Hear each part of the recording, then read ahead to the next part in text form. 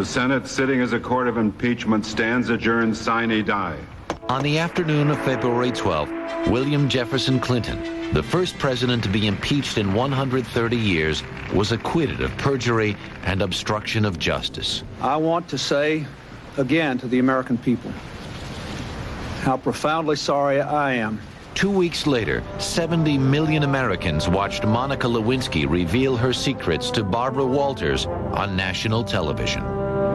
But the Lewinsky scandal quickly receded from the limelight when NATO bombs rained on Belgrade.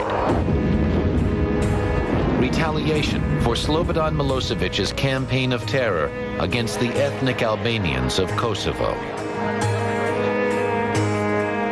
It was America's biggest deployment of military strength since the Persian Gulf War. And while the world learned of mass killings by Milosevic in Kosovo, horror also found a home at a high school in Colorado. On April 20th, 2 heavily armed Columbine High School students poured bullets into their classmates and faculty members. 12 students and 1 teacher were killed. School shootings, it seems, have become commonplace. No one knows why. Innocence in America dies younger all the time. A plane carrying John F. Kennedy Jr., his wife Carolyn, and her sister, Lauren Bissett, crashed in the Atlantic in July.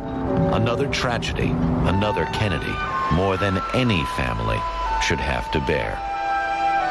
A few months later, not far from the Cape Cod crash site of Kennedy's plane, Egypt Air Flight 990 mysteriously crashed into the ocean, killing all 217 on board.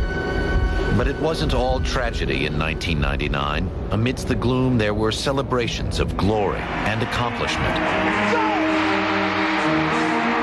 as the U.S. women's soccer team won the World Cup.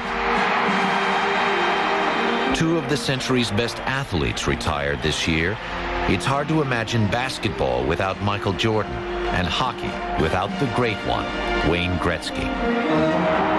The Yankees won their 25th World Series in 100 years, making them the team of the century. Also making history and money this year was the movie The Blair Witch Project, $140 million and counting. Not bad for a $35,000 homemade horror flick. But there was real terror overseas, in Taiwan, Turkey, and Greece. Earthquakes toppled buildings, upending normal life, leaving thousands dead and even more homeless. Here at home, Florida, Georgia, and the Carolinas faced the largest evacuation in the nation's history. When Hurricane Floyd came through, it was water, not wind, that wreaked havoc. Another storm hit hard when a federal judge told Microsoft that monopoly is no game. The software giant is charged with strangling competition and hurting the consumer. Online, .com, the web. Words that didn't exist a decade ago drive the marketplace, and many Americans can't get there fast enough. It's a Y2K race against time for the folks who run computers. When the clock strikes 2000, will the world still work? We'll see.